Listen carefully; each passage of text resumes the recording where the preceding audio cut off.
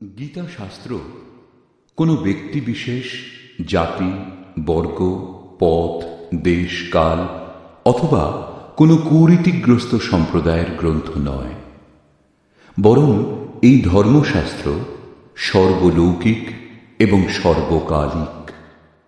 এই শাস্ত্র প্রত্যেক দেশ, প্রত্যেক জাতি, যে কোনো বয়সের প্রতিটি স্ত্রী পুরুষের জন্য, সবার জন্য।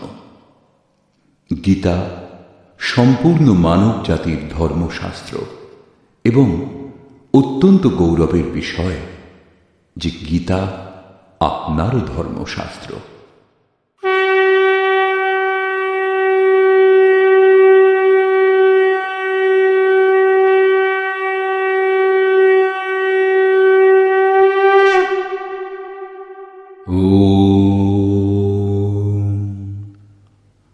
শ্রী পরমাত্মনে নমঃ।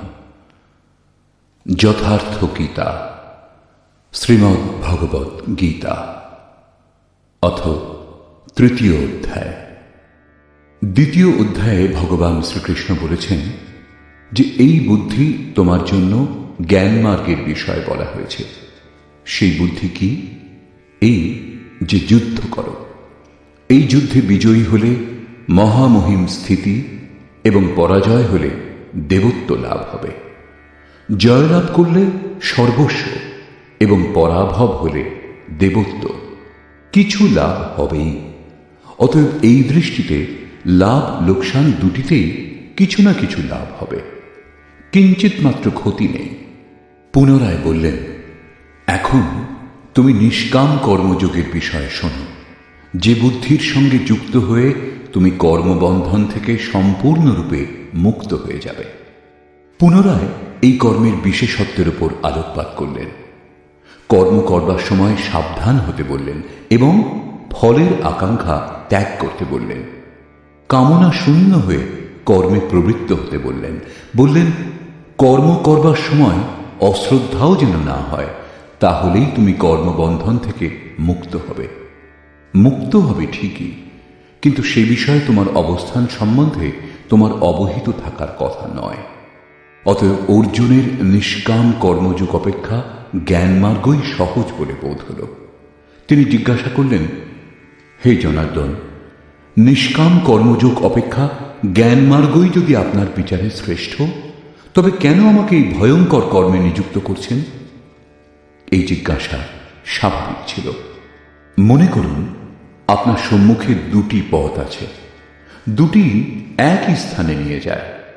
এখন আপনি যদি যেতে চান, তাহলে নিশ্চয়ই জিজ্ঞাসা করবেন উভয়ের মধ্যে সুগম কোনটি। যদি না করেন, তাহলে আপনি পথিক নন।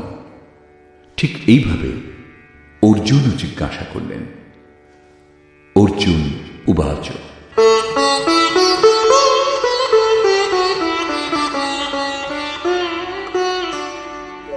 जायसी चेत् कर्मणस्ते मता बुद्धिर्जनार्दन तत्किं कर्मणि घोरे मां नियोजयसि केशव। জনগণের প্রতি দয়ালু জনার্দন, যদি নিষ্কাম কর্মযোগ অপেক্ষা জ্ঞানযোগ শ্রেষ্ঠ বলে আপনার অভিমত, তাহলে হে কেশব, আমাকে ভয়ঙ্কর কর্মযোগে কেন নিযুক্ত করছেন? নিষ্কাম কর্মযোগ অর্জুনের ভয়ঙ্কর বলে মনে হল, কারণ এতে কর্মেই তোমার অধিকার আছে, ফলে নয়। কর্ম করবার সময় অশ্রদ্ধাও যেন না হয় এবং নিরন্তর সমর্পণের মধ্যে দিয়ে যোগে দৃষ্টি নিবদ্ধ করে কর্মে প্রবৃত্ত হও। জ্ঞান মার্গে পরাজয় হলে দেবত্ব, জয়লাভ করলে মহামহিম স্থিতি লাভ হবে। লাভ লোকসান স্বয়ং নির্ণয় করে এগিয়ে যেতে হবে। অর্জুনের নিষ্কাম কর্মযোগ অপেক্ষা জ্ঞানযোগ সহজ বলে বোধ হল। সেজন্য তিনি নিবেদন করলেন,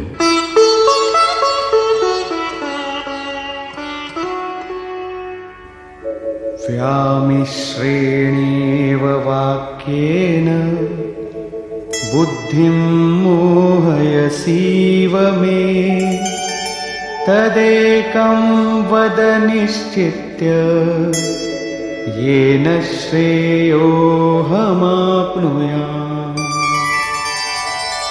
আপনি এই মিশ্রিত বাক্যের দ্বারা আমার বুদ্ধি যেন মুগ্ধ করছেন। আপনি আমার বুদ্ধির মোহ দূর করবার জন্য প্রবৃত্ত হয়েছেন। অতএব উভয়ের একটি আমাকে নিশ্চয় করে বলুন, যার দ্বারা আমি শ্রেয়, পরম কল্যাণ, মোক্ষ লাভ করতে পারি। এই প্রসঙ্গে শ্রীকৃষ্ণ বললেন, শ্রী ভগবান উবাচ, লোকেऽस्मिन् द्विविधा निष्ठा पुरा प्रोक्ता मया नघ।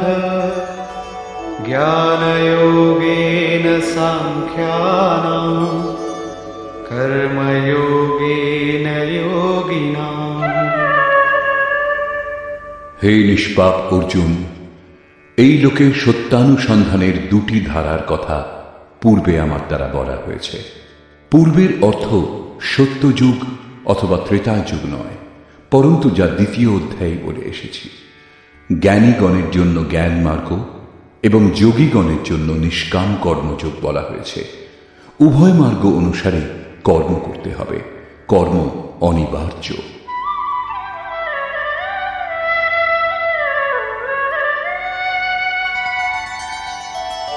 न कर्मणामनारम्भात् नैष्कर्म्यं पुरुषोऽश्नुते न च सन्न्यसनादेव सिद्धिं समधिगच्छति। অর্জুন, কর্ম আরম্ভ না করে কেউ নৈষ্কর্ম লাভ করতে পারে না, এবং যে ক্রিয়া আরম্ভ করা হয়েছে তা পরিত্যাগ করলেই ভগবৎ প্রাপ্তিরূপ পরম সিদ্ধি লাভ হয় না। এখন তোমার জ্ঞান মার্গ ভালো লাগে অথবা নিষ্কাম কর্মমার্গ, উভয় মার্গেই কর্ম করতে হবে। প্রায় এই ক্ষেত্রে ভগবৎ পথে লোকে সহজ পথ এবং সুরক্ষা খুঁজতে আরম্ভ করে। কর্মানুষ্ঠান না করেই নিষ্কর্মী হওয়া যায়, যেন এই ধরনের ভুল না হয়।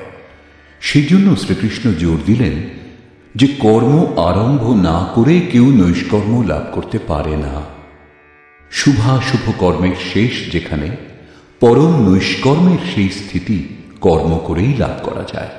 সেইরূপ বহু লোকে বলে যে আমরা জ্ঞানমার্গী, জ্ঞানমার্গে কর্ম নেই। এইরূপ বললেই কর্মত্যাগী জ্ঞানী হয় না।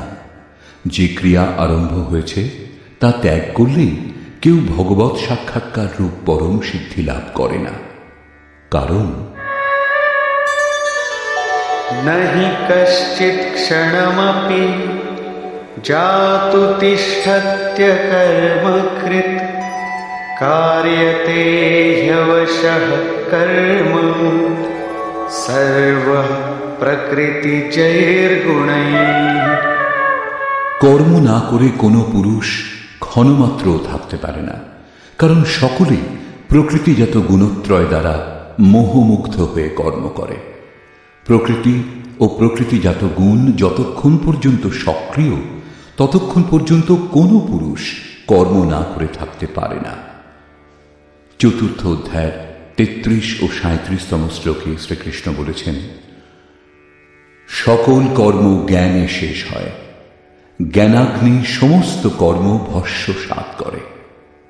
এখানে বলছেন কর্ম না করে কেউ থাকতে পারে না। তিনি কি বলতে চাইছেন? তার বলবার অর্থ হল যে যজ্ঞ করতে করতে ত্রিগুণাতীত হলে মনের বিলয় এবং সাক্ষাৎকারের সঙ্গে যজ্ঞের পরিণাম লাভ হলে কর্ম শেষ হয়ে যায়। সেই নির্ধারিত ক্রিয়া পূর্ণ হওয়ার আগে কর্ম সম্পূর্ণ হয় না। প্রকৃতির হাত থেকে রেহাই পাওয়া যায় না।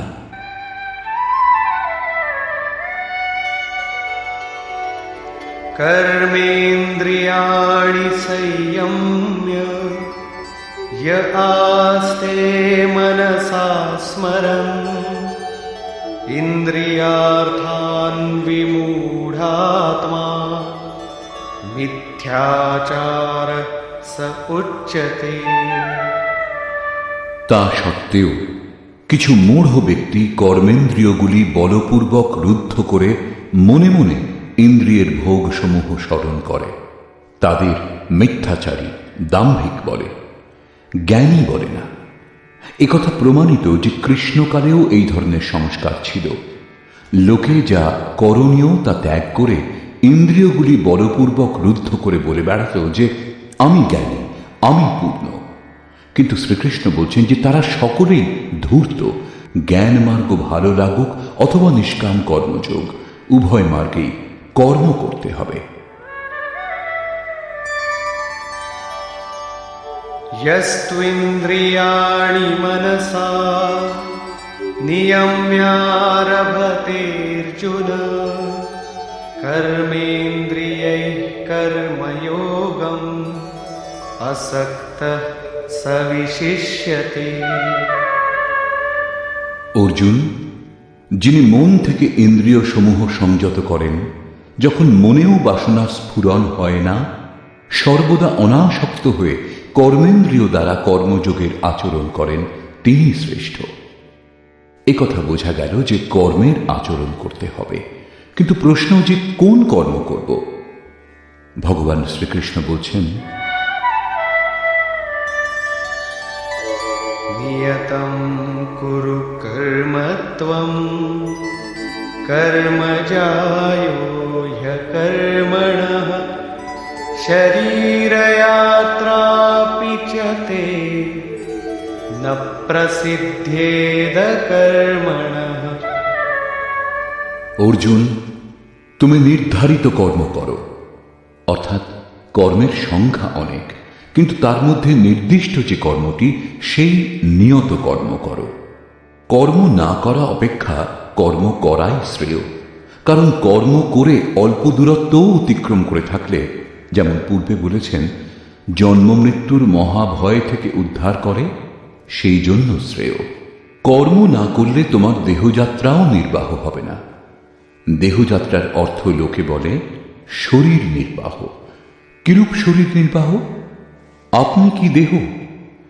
এই পুরুষ জন্ম জন্মান্তর, যুগ যুগান্তর ধরে দেহযাত্রাই তো করে আসছে। বস্ত্র জীর্ণ হলে অন্য বস্ত্র ধারণ করে। সেইরূপ কীট পতঙ্গ থেকে শুরু করে মানুষ পর্যন্ত, ব্রহ্মা থেকে শুরু করে যাবন্মাত্র জগৎ পরিবর্তনশীল। উত্তম অধম বিভিন্ন যোনিতে এই জীব নিরন্তর দেহযাত্রাই করে চলেছে। কর্মই এই দেহযাত্রা সম্পূর্ণ করে। মনে করুন, একটা মাত্র জন্ম নিতে হয়েছে, কিন্তু তবু যাত্রা তো সম্পূর্ণ হয়নি। এখনো সে পথিক। যাত্রা সম্পূর্ণ তখনই হবে যখন গন্তব্য এসে যাবে। পরমাত্মাতে স্থিতি লাভ করবার পর আত্মা শরীরে অনুপ্রবেশ করলে আর যাত্রা করতে হয় না। অর্থাৎ শরীর ত্যাগ, শরীর ধারণ এই পর্যায়ে শেষ হয়। অতএব কর্ম পূর্ণতা প্রদান করে।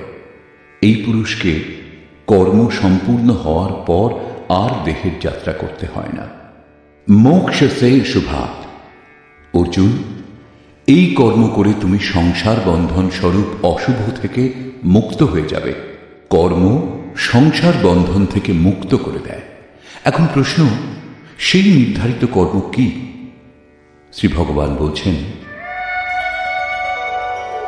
यज्ञार्थात् कर्मणोऽन्यत्र लोकोऽयं कर्मबन्धनः तदर्थं कर्म कौन्तेय मुक्तसङ्गः समाचर। অর্জুন, যজ্ঞের অনুষ্ঠানই কর্ম।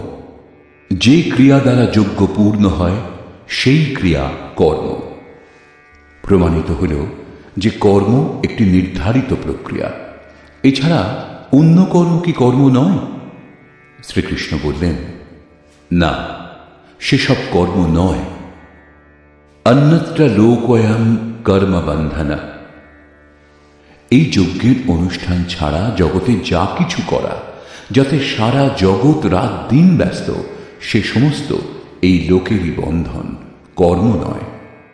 কর্ম মোক্ষ শুভাৎ, অশুভ অর্থাৎ সংসার বন্ধন থেকে মুক্তি প্রদান করে।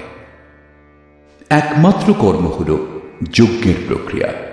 অতএব অর্জুন, সেই যজ্ঞ সম্পূর্ণ করার জন্য সঙ্গদোষ থেকে পৃথক অবস্থান করে উত্তম রূপে কর্মের আচরণ করো। সঙ্গদোষ থেকে পৃথক না হলে এই কর্ম সম্পূর্ণ হয় না। এখন স্পষ্ট হল যে যজ্ঞের অনুষ্ঠানকেই কর্ম বলে, কিন্তু এখানে পুনরায় এক নূতন প্রশ্নের উদয় হল যে সেই যজ্ঞ কি যার অনুষ্ঠান করা হবে। সেই জন্য প্রথমে যজ্ঞ কি তা না বলে শ্রীকৃষ্ণ বললেন যে যজ্ঞের উৎপত্তি হল কোত্থেকে, যজ্ঞ থেকে আমরা কি ফল লাভ করি তার বিশেষত্ব বললেন, এবং চতুর্থ অধ্যায়ে স্পষ্ট করেছেন যে যজ্ঞ কি যার অনুষ্ঠান করলে কর্মের আরম্ভ হবে। যোগেশ্বর শ্রীকৃষ্ণের বাণীর নিপুণতাতে এটা স্পষ্ট হয় যে যে বিষয়ের বর্ণনা করবেন প্রথমে তিনি তার বিশেষত্বের বর্ণনা করলেন যাতে শ্রদ্ধা জাগে। তারপর তিনি তাতে যে সতর্কতা অবলম্বন করতে হয় তার উপর আলোকপাত করলেন এবং অবশেষে মুখ্য সিদ্ধান্ত প্রতিপাদন করলেন। এখানে স্মরণ রাখা আবশ্যক, শ্রীকৃষ্ণ কর্মের অন্যান্য অঙ্গের উপর আলোকপাত করেছেন যে কর্ম হল নির্ধারিত ক্রিয়া, নির্ধারিত ক্রিয়া ব্যতীত অন্য কর্ম কর্ম নয়। দ্বিতীয় অধ্যায়ে প্রথমবার কর্মের নাম উল্লেখ করেছেন, তার বিশেষত্বের উপর জোর দিলেন, তাতে যে সতর্কতা অবলম্বন করা হয় তার উপর আলোকপাত করলেন, কিন্তু কর্ম কি বললেন না। এখানে বর্তমান অধ্যায়ে বললেন যে কেউ কর্ম না করে থাকতে পারে না। প্রকৃতির প্রভাবে মানুষ কর্ম করে। এছাড়া যারা ইন্দ্রিয়গুলিকে বলপূর্বক অবরুদ্ধ করে মন থেকে বিষয় চিন্তা করে তারা অহংকারী। সেই জন্য অর্জুন, মনের দ্বারা ইন্দ্রিয় সমূহ সংযত করে তুমি কর্ম করো, কিন্তু কোন কর্ম করা হবে সে প্রশ্নটি যেমন তেমনি রইল। যোগেশ্বর শ্রীকৃষ্ণ বললেন, অর্জুন তুমি নির্ধারিত কর্ম করো। এখন প্রশ্ন, সেই নির্ধারিত কর্ম কি যার অনুষ্ঠান করতে বলেছেন? তিনি বলছেন যজ্ঞের অনুষ্ঠান করাই কর্ম। এখন প্রশ্ন ওঠে যে যজ্ঞ কি? এখানে যজ্ঞের উৎপত্তি এবং বিশেষত্ব পর্যন্ত বলবেন। চতুর্থ অধ্যায়ে যজ্ঞের সম্বন্ধে সুস্পষ্ট ধারণা হবে যার অনুষ্ঠানই কর্ম। গীতা শাস্ত্র বোঝার চাবিকাঠি হল কর্মের এই পরিভাষা। যজ্ঞ ছাড়া সব কিছু করে সংসারী লোকেরা। কেউ চাষ করে, কেউ ব্যবসা, কেউ উচ্চ পদে প্রতিষ্ঠিত, কেউ সেবক, কেউ বা নিজেকে বুদ্ধিজীবী বলে, কেউ বলে শ্রমিক, কেউ সমাজ সেবাকে, কেউ দেশ সেবাকে কর্ম বলে মনে করে। এই কর্মগুলির মধ্যে কিছু কর্মকে সকাম এবং কিছু কর্মকে নিষ্কাম কর্ম বলে লোকের ভূমিকাও তৈরি করে নিয়েছে, কিন্তু শ্রীকৃষ্ণের অনুসারে সেসব কর্ম নয়। অন্যত্র লোকোয়ম কর্মবন্ধনা। যজ্ঞের অনুষ্ঠান ছাড়া যা কিছু করা হয় সেসব কর্ম এই লোকেরই বন্ধন, মোক্ষ প্রদানকারী কর্ম নয়। বস্তুত যজ্ঞের অনুষ্ঠান কর্ম। এখন যজ্ঞ কি তা না বলে ভগবান শ্রীকৃষ্ণ বলছেন যজ্ঞ এলো কোথা থেকে।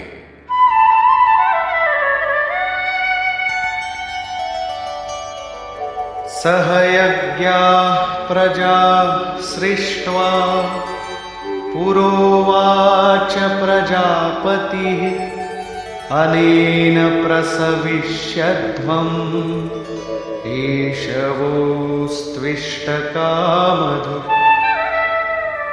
প্রজাপতি ব্রহ্মা কল্পারম্ভে যজ্ঞের সঙ্গে প্রজা সৃষ্টি করে বলেছিলেন, এই যজ্ঞ দ্বারা তোমরা বৃদ্ধিপ্রাপ্ত হও।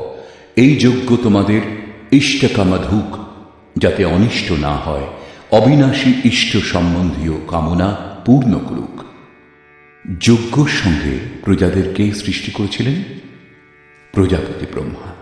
ব্রহ্মাকে তিনি কি চতুর্মুখ এবং অষ্টচক্ষু বিশিষ্ট কোনো দেবতা যেমন প্রচলিত আছে?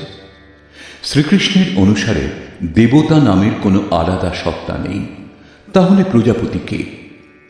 বস্তুত যিনি প্রজার মূল উদ্গম, পরমাত্মাতে স্থিতি লাভ করেছেন, সেই মহাপুরুষই প্রজাপতি। বুদ্ধি ব্রহ্মা। অহংকার শিব বুদ্ধি অজ মনসী চিত্ত মহান। সেই সময় বুদ্ধি যন্ত্রমাত্র হয়। এইরূপ মহাপুরুষের মাধ্যমে পরমাত্মাই কথা বলেন। ভজনের বাস্তবিক ক্রিয়া আরম্ভ হলে বুদ্ধির ক্রমবিকাশ হয়। শুরুতে সেই বুদ্ধি ব্রহ্মবিদ্যার সঙ্গে সংযুক্ত হওয়ার জন্য তাকে ব্রহ্মবিদ বলা হয়। ক্রমশ সমস্ত বিকার শান্ত হলে, ব্রহ্মবিদ্যাতে শ্রেষ্ঠতা লাভ করলে তাকে ব্রহ্মবিদ্যর বলা হয়। ধীরে ধীরে বিকাশ আরও সূক্ষ্ম হলে, বুদ্ধির আরও বিকাশ হয়, তখন তাকে ব্রহ্মবিদ্যরিয়ান বলে। সেই অবস্থা লাভ হলে ব্রহ্মবিদ্যেতা পুরুষ অন্য কেউ উত্থান মার্গে নিয়ে যাওয়ার যোগ্যতা অর্জন করেন। বুদ্ধির পরাকাষ্ঠা হল ব্রহ্মবিদ্যরিষ্ট, অর্থাৎ ব্রহ্মবিদের সেই অবস্থা যাতে ইষ্ট ওতপ্রোত। এইরূপ স্থিতি লাভ করেছেন তিনি প্রজার মূল উদ্গম পরমাত্মায় স্থিত থাকেন। এরূপ মহাপুরুষের বুদ্ধি যন্ত্রমাত্র, তাঁদেরই প্রজাপতি বলা হয়। তারা প্রকৃতির দ্বন্দ্বের বিশ্লেষণ করে আরাধনা ক্রিয়ার রচনা করেন। যজ্ঞের অনুরূপ সংস্কার প্রদান করায় প্রজা সৃষ্টি। এর পূর্বে সমাজ অচৈতন্য এবং অব্যবস্থিত অবস্থাতে থাকে। যজ্ঞের অনুরূপ এদের গড়ে তোলাই হল সৃষ্টি, অর্থাৎ সুসজ্জিত করা। এইরূপ মহাপুরুষ সৃষ্টির আরম্ভে যজ্ঞের সঙ্গে প্রজার সৃষ্টি করেছেন।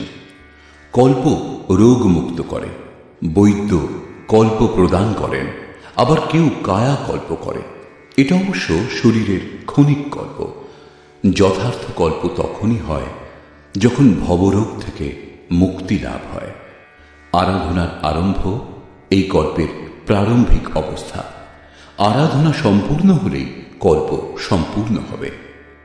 সেইরূপ পরমাত্ম স্বরূপে স্থিত মহাপুরুষগণ ভজনের আরম্ভে যজ্ঞের সঙ্গে সংস্কার সুসংগঠিত করে বললেন, এই যজ্ঞ দ্বারা তোমরা সমৃদ্ধ হও।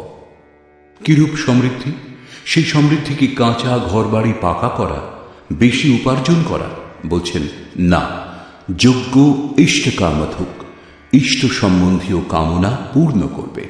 ইষ্ট একমাত্র পরমাত্মা, সেই পরমাত্মা সম্বন্ধীয় কামনা পূর্ণ করে এই যজ্ঞ।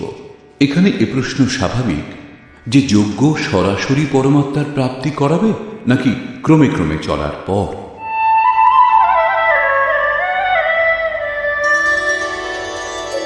দেবান ভাবয়তানেন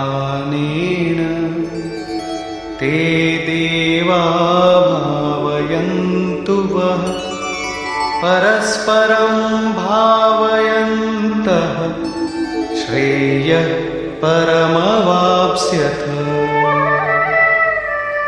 এই যজ্ঞ দ্বারা দেবতাগণের উন্নতি করো, অর্থাৎ দৈবী সম্পদের বৃদ্ধি করো। সেই দেবতাগণও তোমাদের উন্নত করবেন। এইরূপ পরস্পরের উন্নতি দ্বারা পরম শ্রেয়, যার পর কিছু লাভ করা বাকি থাকবে না, এইরূপ পরম কল্যাণ লাভ করবে। যেমন যেমন আমরা যজ্ঞের অনুষ্ঠান করব, পরে যজ্ঞের অর্থ আরাধনার বিধি হবে, তেমন তেমন হৃদয়ে দৈবী সম্পদ অর্জন হতে থাকবে। পরম দেব এক পরমাত্মা। সেই পরম দেবের স্থিতি লাভ করতে সাহায্য করে যে সম্পদ, অন্তঃকরণে যে সজাতীয় প্রবৃত্তি বিদ্যমান, সেই সজাতীয় প্রবৃত্তিসমূহই দৈবী সম্পদ।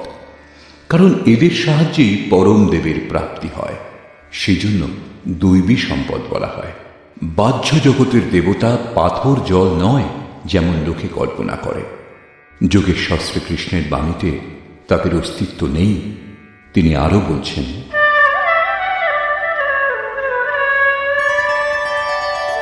ইষ্টান ভোগান নিবো দেবা দাস্যন্তে যজ্ঞভাবিতাঃ তৈর্দত্তান প্রদায়েভ্যো यो भुङ्क्ते स्तेन एव सः। যজ্ঞ দ্বারা সংবর্ধিত দেবতাগণ অর্থাৎ দৈবী সম্পদ আপনাকে ইষ্টান ভোগান হি দাস্যন্তে।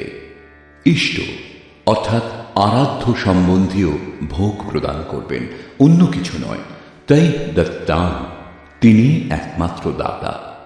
ইষ্ট লাভের অন্য কোনো বিকল্প নেই। এই দৈবী গুণসমূহকে সংবর্ধন না করে যিনি এই স্থিতি ভোগ করেন তিনি নিশ্চয়ই চোর। যখন লাভ হয়নি তখন তিনি কি উপভোগ করবেন? কিন্তু বলেন অবশ্যই আমি পূর্ণ তত্ত্বদর্শী। এইরূপ মিথ্যাবাদী এই পথ থেকে মুখ লুকিয়ে বেড়ায়। তারা চোর, প্রাপ্তকর্তা নয়। কিন্তু যারা লাভ করেছেন তারা কি পেয়েছেন?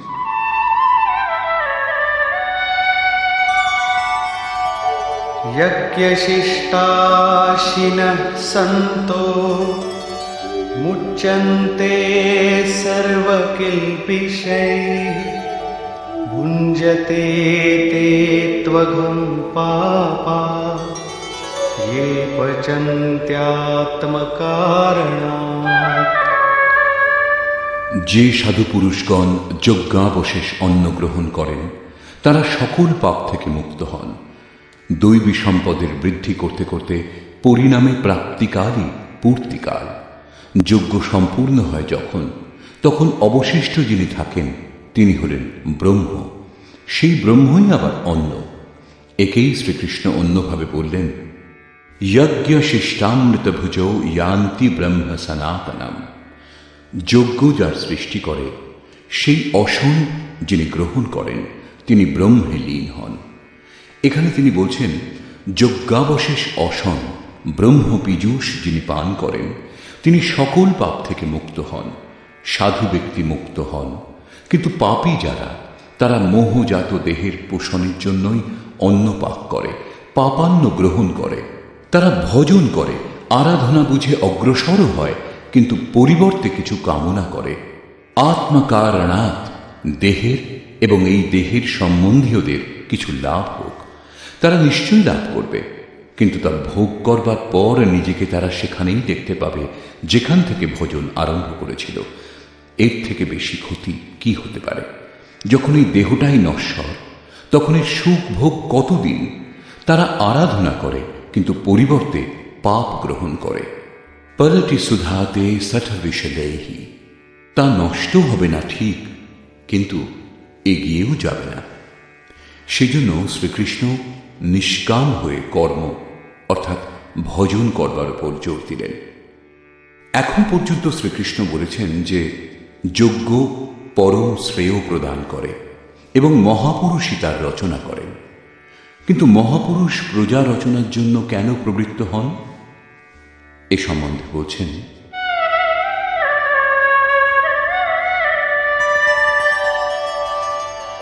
अन्नाद्भवन्ति भूतानि पर्जन्यादन्नसम्भवः यज्ञाद्भवति पर्जन्यो यज्ञः कर्मसमुद्भवः।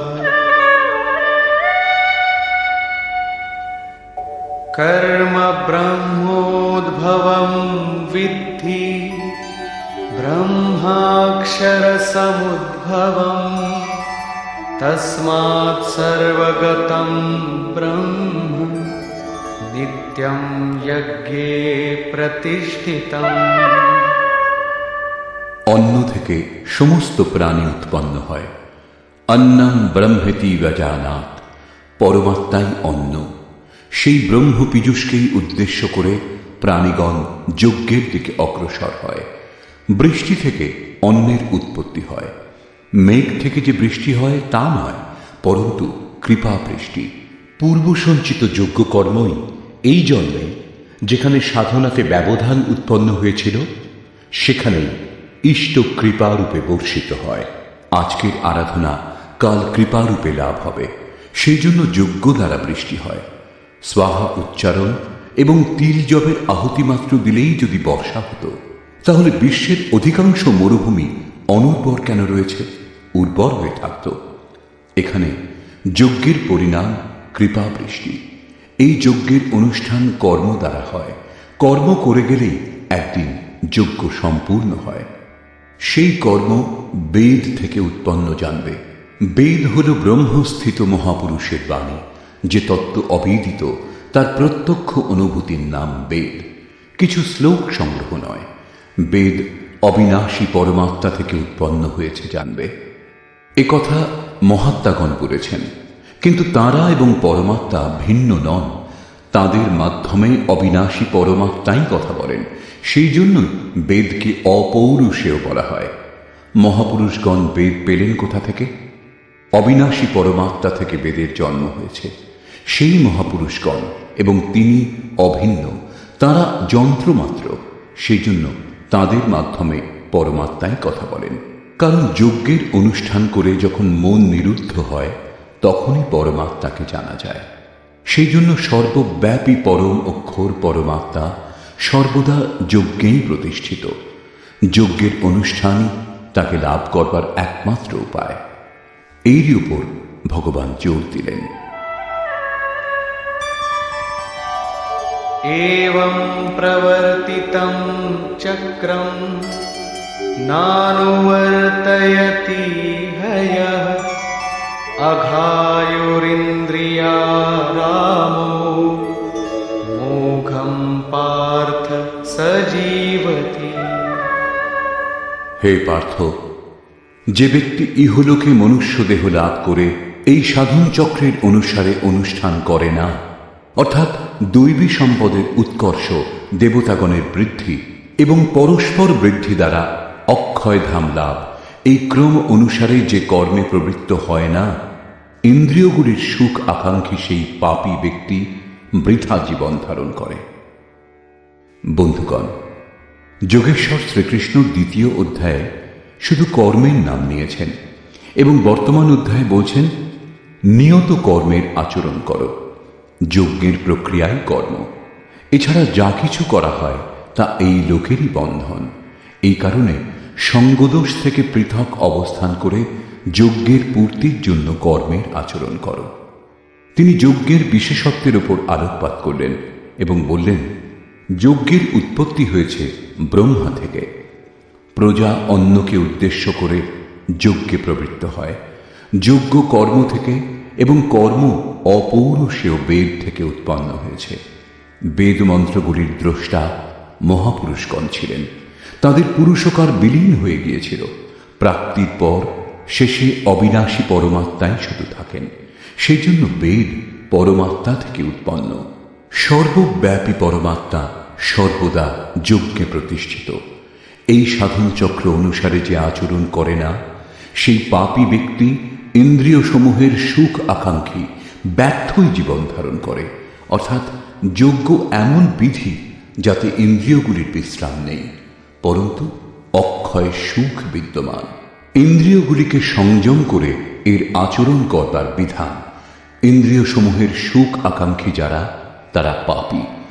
এখনো শ্রীকৃষ্ণ বলছেন না যজ্ঞ কি, কিন্তু এই যজ্ঞ কি সারা জীবন করে যেতে হবে? কখনো কি সম্পূর্ণ হবে? এই প্রসঙ্গে যোগেশ্বর বলছেন,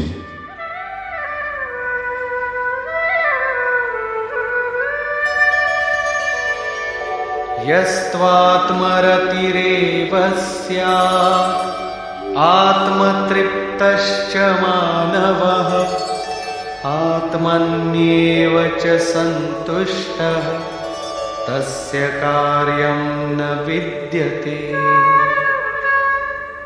কিন্তু যে ব্যক্তি আত্মাতেই প্রীত, আত্মাতেই তৃপ্ত এবং আত্মাতেই সন্তুষ্ট, তার জন্য কোনো কর্তব্য বাকি থাকে না। এই হল লক্ষ্য।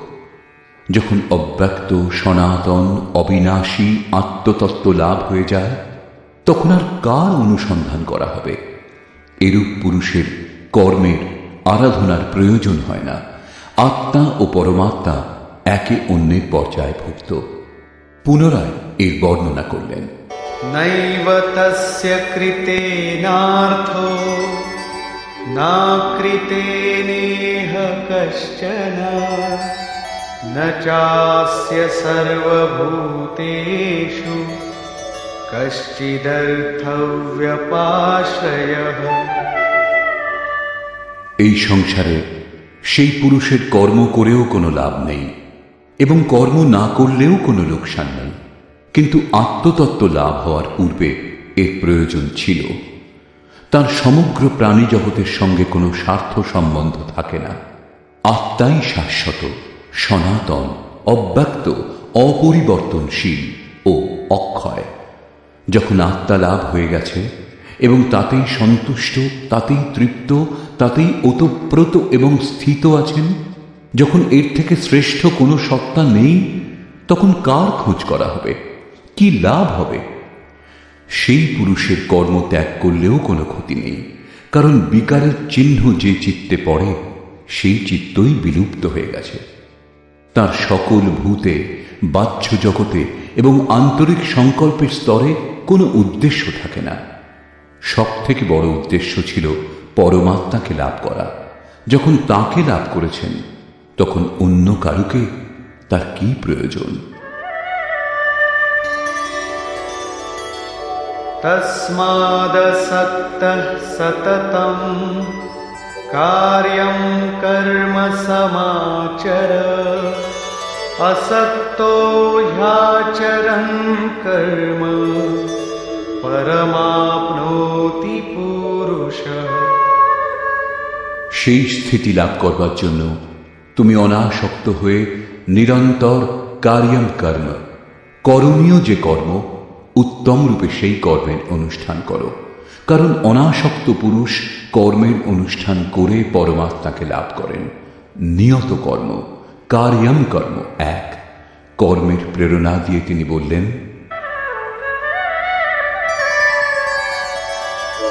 কর্মণৈব হি সংসিদ্ধিম আস্থিতা জনকাদয়ঃ লোকসংগ্রহমেবাপি সম্পশ্যন কর্তুমর্হসি। জনকের তাৎপর্য রাজা জনক নয়। জনক জন্মদাতাকে বলে। যোগী জনক আপনার স্বরূপকে জন্ম দেয়, প্রকট করে। যোগ সংযুক্ত প্রত্যেক মহাপুরুষ জনক। এরূপ যোগ সংযুক্ত বহু ঋষি জনকাদয়, জনক ইত্যাদি জ্ঞানী মহাপুরুষও কর্মণা এব হি সংসিদ্ধিম, কর্ম করেই পরম সিদ্ধি লাভ করেছেন। পরম সিদ্ধির অর্থ হল পরম তত্ত্ব পরমাত্মাকে লাভ করা। প্রাচীনকালে জনক ইত্যাদি যত মহর্ষি হয়েছেন, এই কার্যং কর্মের দ্বারা, যা যজ্ঞের প্রক্রিয়া, এই কর্ম করেই সংসিদ্ধিম, পরম সিদ্ধি লাভ করেছেন। কিন্তু লাভ করবার পর তাঁরাও লোক সংগ্রহের জন্য কর্ম করেন, লোককল্যাণের জন্য কর্ম করেন। অতএব তুমি প্রাপ্তির পর লোকনায়ক হওয়ার জন্য কর্ম করবার উপযুক্ত। কেন? এখন শ্রীকৃষ্ণ বলছেন যে লাভ করবার পর মহাপুরুষের কর্ম করলে কোনো লাভ হয় না, এবং কর্ম না করলেও তার কোনো লোকসান হয় না। কিন্তু লোক সংগ্রহ, লোকহিতের জন্য তারা উত্তম রূপে কর্মের অনুষ্ঠান করেন।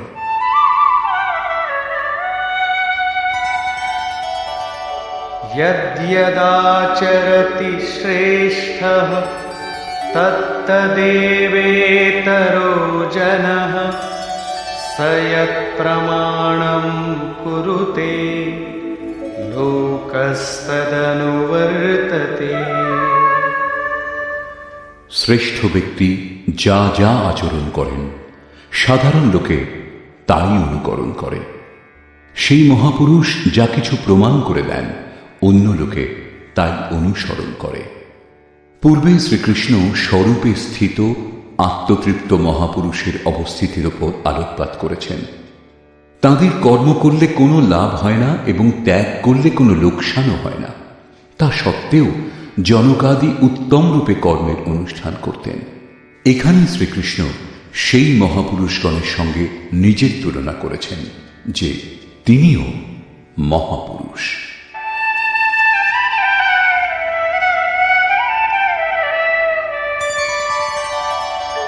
ন মে পার্থাস্তি কর্তব্যম ত্রিষু লোকেষু কিঞ্চন নানবাপ্তমবাপ্তব্যম বর্ত এব চ কর্মণি। হে পার্থ, তিন লোকে আমার কোনো কর্তব্য কর্ম নেই। পূর্বে বলেছেন সেই মহাপুরুষের সর্বভূতের প্রতি কোনো কর্তব্য নেই। এখানে বলছেন তিন লোকে আমার কোনো কর্তব্য বাকি নেই এবং লাভের যোগ্য বস্তু কিঞ্চিত মাত্র লাভ করতে বাকি নেই। তা সত্ত্বেও আমি উত্তম প্রকার কর্মের আচরণ করি। কেন?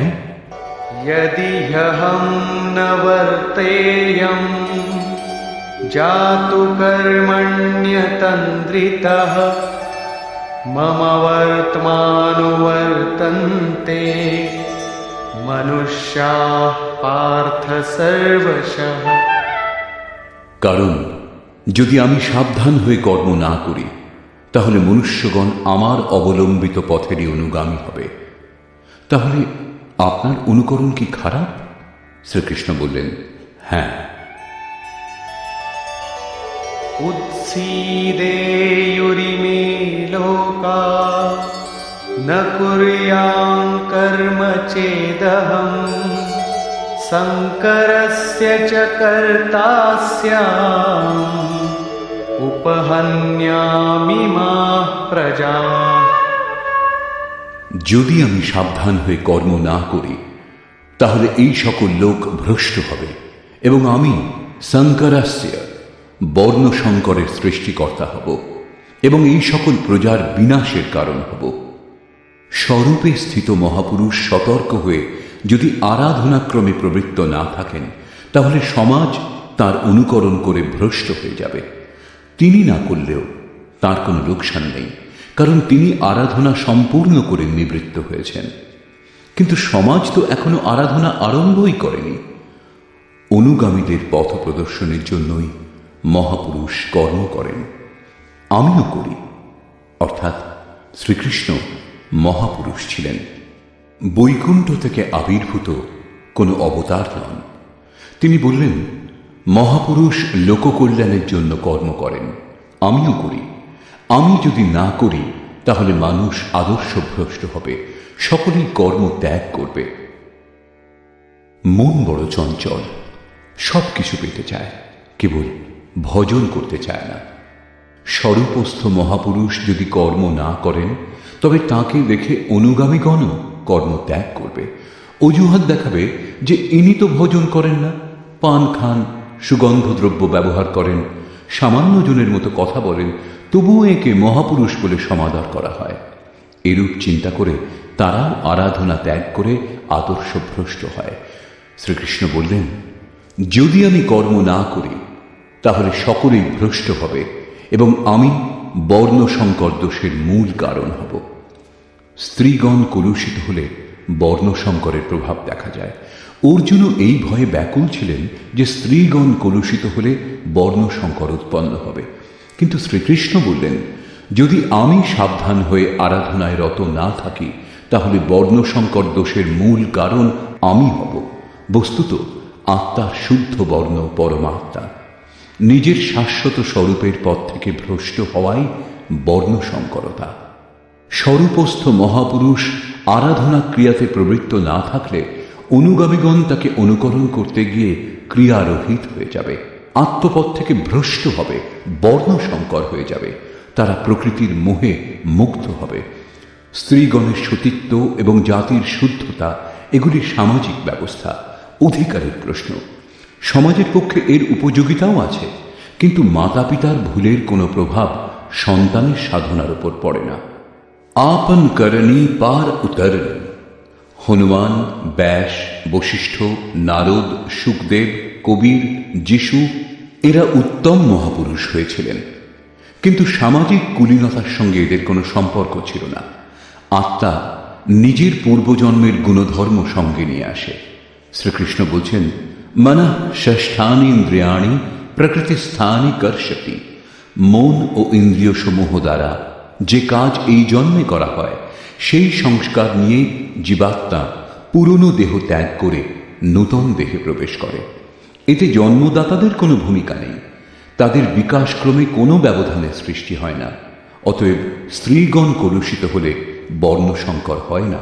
স্ত্রীগণের কলুষিত হওয়া এবং বর্ণসংকরের মধ্যে কোনো সম্পর্ক নেই। শুদ্ধ স্বরূপের দিকে অগ্রসর না হয়ে প্রকৃতিতে মুগ্ধ হওয়াকেই বর্ণসংকর বলে। মহাপুরুষ যদি সাবধান হয়ে ক্রিয়াতে নিয়ত কর্মে প্রবৃত্ত না থাকেন এবং অন্য লোকদের দিয়ে ক্রিয়া না করান, তাহলে তিনি সেই সকল প্রজার হননকারী, বিনাশক হন। সাধনাক্রমে চলে সেই মূল অবিনাশীকে লাভ করাই জীবন, এবং প্রকৃতিতে মুগ্ধ হওয়া, পথভ্রষ্ট হওয়াই মৃত্যু। কিন্তু মহাপুরুষ যদি এই সকল প্রজাদের ক্রিয়াপথে চালিত না করেন, সেই সকল প্রজাদের সংযত করে সৎপথে না চালান, তাহলে তিনি সকল প্রজার হননকর্তা, হিংসক হবেন। এবং যিনি স্বয়ং চলে অন্যকেও সেই পথে চালান, তিনি শুদ্ধ অহিংসক। গীতা শাস্ত্র অনুসারে দেহের মৃত্যু নশ্বর কলেবরের মৃত্যু, পরিবর্তন মাত্র, হিংসা নয়।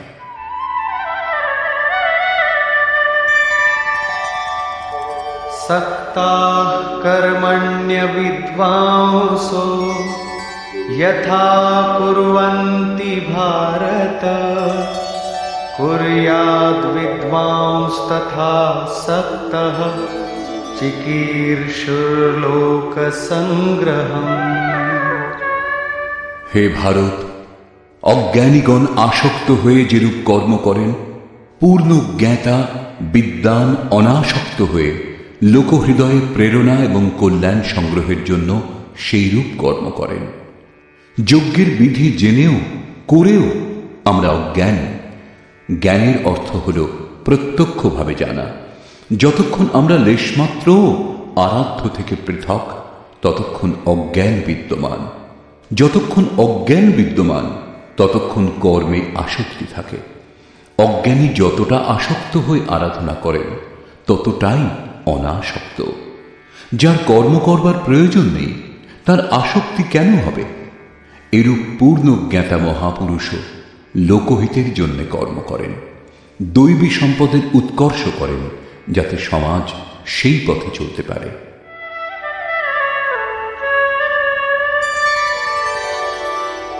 न बुद्धिभेदं जनयेद् अज्ञानां कर्मसङ्गिनां जोषयेत् सर्वकर्माणि विद्वान् युक्तः समाचरन्।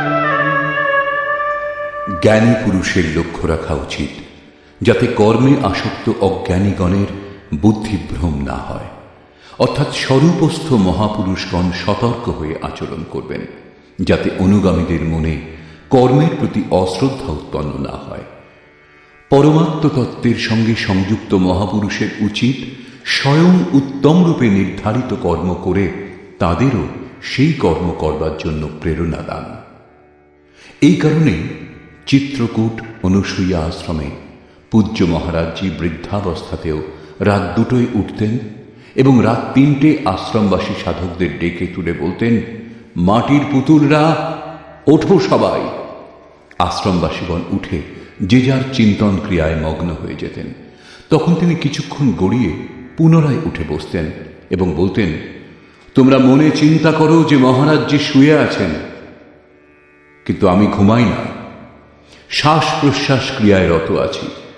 এখন বৃদ্ধাবস্থা, বসতে কষ্ট হয়, তাই আমি পড়ে থাকি, কিন্তু তোমাদের তো স্থির ও সোজা হয়ে বসে চিন্তন করা উচিত। যতক্ষণ তৈলধারার মতো শ্বাস প্রশ্বাস ক্রমাগত না পড়ে, লক্ষ্য রাখবে যেন ক্রমভঙ্গ না হয়, মাঝে কোনো সংকল্প যাতে ব্যবধান উৎপন্ন না করতে পারে, ততক্ষণ সতত প্রবৃত্ত থাকা সাধকের ধর্ম। আমার শ্বাস এখন বাঁশের মতো স্থির দাঁড়িয়ে গেছে। অনুগামীদের জন্য মহাপুরুষগণ উত্তম রূপে কর্মে প্রবৃত্ত থাকেন। জিস গুণ কো শিখাবে উসে করকে দিখাবে, অর্থাৎ আপনি আচরি ধর্ম জীবেরে শিখায়। এইরূপ স্বরূপস্থ মহাপুরুষের উচিত স্বয়ং কর্মে প্রবৃত্ত থেকে সাধকদেরও আরাধনায় প্রবৃত্ত হওয়ার জন্য প্রেরণা দান। সাধকদেরও শ্রদ্ধাপূর্বক আরাধনা ক্রিয়াতে প্রবৃত্ত হওয়া উচিত। কিন্তু জ্ঞানযোগী হন অথবা নিষ্কাম কর্মযোগী, সাধকের অহংকার হওয়া উচিত নয়। কার দ্বারা কর্ম হয়, কর্ম সম্পাদনের কারণ কি, এর উপর শ্রীকৃষ্ণ আলোকপাত করলেন।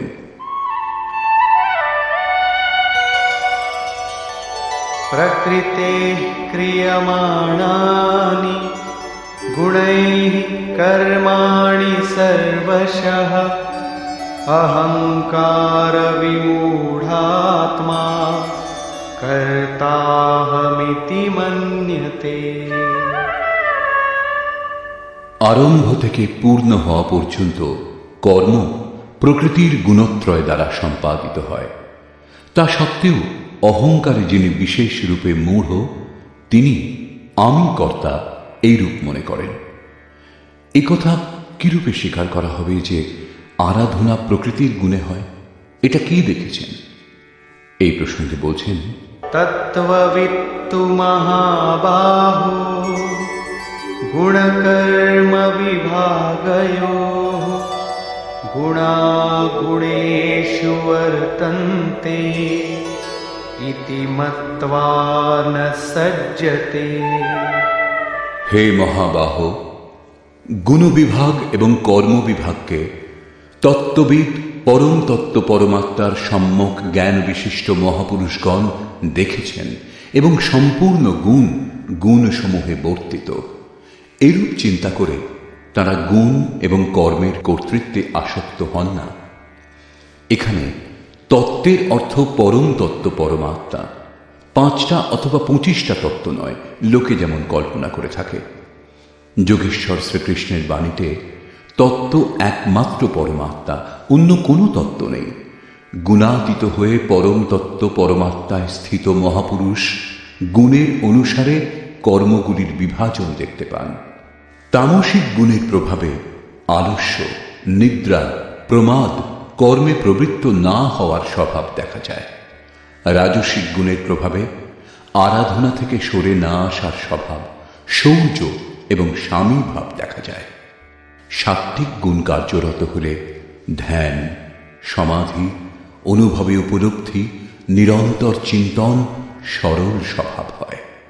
গুণ পরিবর্তনশীল। প্রত্যক্ষদর্শী জ্ঞানী বুঝতে পারেন গুণ অনুসারে কর্মের উৎকর্ষ অপকর্ষ হয়। গুণ নিজের কর্ম করিয়ে নেয়, অর্থাৎ গুণ গুণে বর্তিত হয়।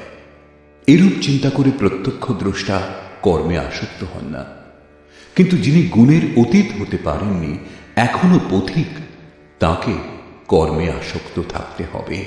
সেই জন্য বললেন, প্রকৃতের গুণ সম্মূঢ়াঃ সজ্জন্তে গুণকর্মসু তান কৃৎস্নবিদো মন্দান কৃৎস্নবিন্ন বিচালয়েৎ।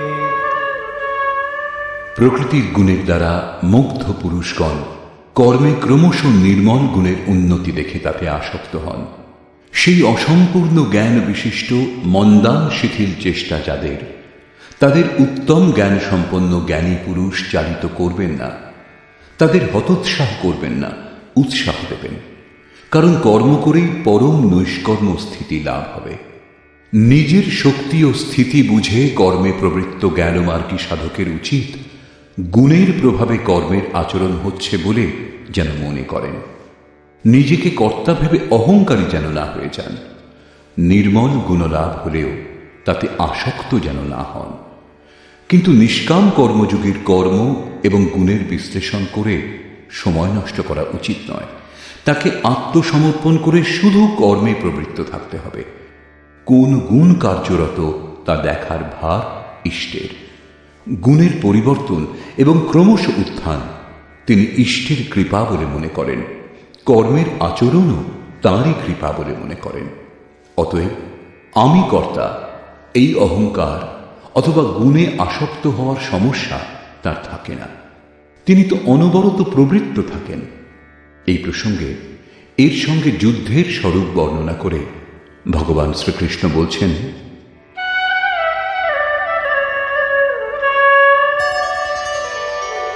ময়ি সর্বাণি কর্মাণি সন্ন্যস্যাধ্যাত্মচেতসা নিরাশীর্নির্মমো ভূত্বা যুধ্যস্ব বিগতজ্বরঃ। সেই জন্য অর্জুন, তুমি अध्यात्म चेतसा অন্তরাত্মায় চিত্তকে নিরুদ্ধ করে ধ্যানস্থ হয়ে কর্মগুলি আমাতে সমর্পণ করে আশা, মমতা ও শোকশূন্য হয়ে যুদ্ধ করো। যখন চিত্ত ধ্যানস্থ, লেশমাত্র কিছু পাওয়ার আশা নেই, কর্মের প্রতি আসক্তি নেই, অসফলতার সন্তাপ নেই, তখন সেই পুরুষ যুদ্ধ কি করবেন? যখন চারিদিক থেকে চিত্ত সংযত হয়ে হৃদয় দেশে নিরুদ্ধ হয়ে আসছে, তখন সেই পুরুষ যুদ্ধ করতে যাবেন কেন? কার সঙ্গে যুদ্ধ করবেন? সে স্থানে কে বা আছে? বাস্তবে যখন আপনি ধ্যান করতে আরম্ভ করবেন, তখনই যুদ্ধের আসল স্বরূপ আপনি বুঝতে পারবেন। কাম, ক্রোধ, রাগ, দেশ, আশা, তৃষ্ণা ইত্যাদি বিকারসমূহ বিজাতীয় প্রবৃত্তিগুলি যাদের কুরু বলা হয়, এরা সংসারে যাতে প্রবৃত্তি হয় তারই চেষ্টা করবে, বিঘ্নরূপে ভয়ঙ্কর আক্রমণ করবে। এদের সঙ্গে সংঘর্ষের নামই যুদ্ধ। একে অতিক্রম করে যাওয়াই হল বাস্তবিক যুদ্ধ। এদের নিশ্চিহ্ন করে অন্তরাত্মায় মনকে স্থির করা, ধ্যানস্থ হওয়াই যথার্থ যুদ্ধ। এর ওপর পুনরায় জোর দিলেন।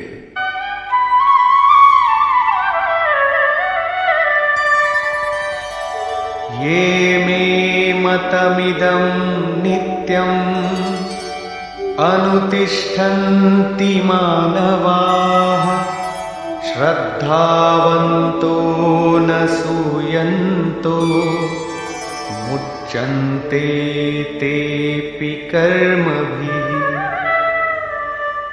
অর্জুন, যারা দোষ ও দৃষ্টি শূন্য হয়ে শ্রদ্ধাবান আত্মসমর্পণের সঙ্গে আমার এই মতের সর্বদা অনুষ্ঠান করেন যে যুদ্ধ করো, তারা সকল কর্ম থেকে মুক্ত হন। যোগেশ্বর শ্রীকৃষ্ণের এই আশ্বাস কেবল হিন্দু, মুসলমান অথবা খ্রিস্টানদের জন্য নয়, পরন্তু মানুষ মাত্রের জন্য। তার বাণী হল যুদ্ধ করো। এই আদেশ থেকে মনে হয় যেন এই উপদেশ কেবল যুদ্ধাকাঙ্ক্ষী ব্যক্তিদের জন্যই ছিল। অর্জুনের সম্মুখে সৌভাগ্যবশত কুরুক্ষেত্রের যুদ্ধের পরিস্থিতি ছিল, কিন্তু আপনার সম্মুখে কোনো যুদ্ধস্থিতি নেই। তাহলে গীতা শাস্ত্রের উপদেশ আপনার কি কাজে লাগবে? কারণ কর্ম থেকে মুক্ত হওয়ার একমাত্র উপায় যুদ্ধ। এটা তাদের জন্য বিবৃত করা হয়েছে, বাস্তবে কিন্তু তা নয়। বস্তুত এটা অন্তর্দেশের যুদ্ধ, ক্ষেত্র এবং ক্ষেত্রজ্ঞের, বিদ্যা এবং অবিদ্যার, ধর্মক্ষেত্র এবং কুরুক্ষেত্রের সংঘর্ষ। আপনি যেমন যেমন ধ্যানে চিত্তকে নিরুদ্ধ করবার চেষ্টা করবেন, তেমন তেমন বিজাতীয় প্রবৃত্তিগুলি বিঘ্নরূপে ভয়ঙ্করভাবে আক্রমণ করবে। তাদের শান্ত করে চিত্তকে নিরুদ্ধ করার চেষ্টাই যুদ্ধ। যিনি দোষ দৃষ্টি মুক্ত হয়ে শ্রদ্ধাপূর্বক এই যুদ্ধে প্রবৃত্ত হন, তিনি কর্মবন্ধন থেকে, বারবার আসা যাওয়া থেকে সম্পূর্ণরূপে মুক্ত হয়ে যান। যারা এই যুদ্ধে প্রবৃত্ত হয় না, তাদের কোন গতি হয়? এ প্রসঙ্গে বলছেন, ये त्वेतदभ्यसूयन्तो नानुतिष्ठन्ति मे मतम् सर्वज्ञानविमूढांस्तान् विद्धि नष्टान चेतसः। যে দোষ দৃষ্টিযুক্ত অচেতস অর্থাৎ মোহনিশায় অচেতন ব্যক্তিগণ আমার এই মতের অনুসারে অনুষ্ঠান করে না, অর্থাৎ ধ্যানস্থ হয়ে আশা, মমতা, সন্তাপ রহিত হয়ে আত্মসমর্পণ করে যুদ্ধে প্রবৃত্ত হয় না, সর্বজ্ঞান বিমূঢ়ান, জ্ঞান পথে সর্বদা মোহমুক্ত সেই ব্যক্তিগণকে তুমি কল্যাণভ্রষ্টই জানবে। যদি এটাই সত্য, তাহলে লোকে এর অনুষ্ঠান করে না কেন? এই প্রসঙ্গেও বললেন, सदृशं चेष्टते स्वस्याः प्रकृतेर्ज्ञानवानपि प्रकृतिं यान्ति भूतानि निग्रहः किं करिष्यति। সকল প্রাণী নিজের প্রকৃতিকে অনুসরণ করে, স্বীয় স্বভাবের বশীভূত হয়ে কর্মে অংশগ্রহণ করে। প্রত্যক্ষদর্শী জ্ঞানীও নিজের প্রকৃতির অনুরূপ কার্য করেন। প্রাণী নিজের কর্ম অনুসারে আচরণ করে, জ্ঞানী নিজ স্বরূপ অনুসারে। যেমন যার প্রকৃতির প্রভাব, সে সেরকমই কার্য করে থাকে, এটা স্বতঃসিদ্ধ। কেউ এর হাত থেকে নিস্তার পায় না। এই কারণে সবাই আমার মতানুযায়ী কর্মে প্রবৃত্ত হতে পারে না। তারা আশা, মমতা, সন্তাপ, শব্দান্তরে রাগ, দেশ এদের ত্যাগ করতে পারে না, যার জন্য কর্মের সম্যক আচরণ হয় না। একেই আরো স্পষ্ট করলেন এবং অন্য কারণ দেখালেন। ইন্দ্রিয়স্যেন্দ্রিয়স্যার্থে রাগদ্বেষৌ ব্যবস্থিতৌ তয়োর্ন বশমাগচ্ছেৎ তৌ হ্যস্য পরিপন্থিনৌ। ইন্দ্রিয় এবং ইন্দ্রিয়গুলির ভোগে রাগ দেশ স্থিত, এই দুটির বশীভূত হওয়া উচিত নয়। কারণ এই কল্যাণ পথে কর্মমুক্ত হওয়ার প্রত্যক্ষ পদ্ধতিতে রাগ ও দেশ শত্রু হিসেবে দুর্ধর্ষ আরাধনাতে বাধার সৃষ্টি করে। শত্রু যখন অন্তরে, তখন বাইরে কার সঙ্গে কে যুদ্ধ করবে?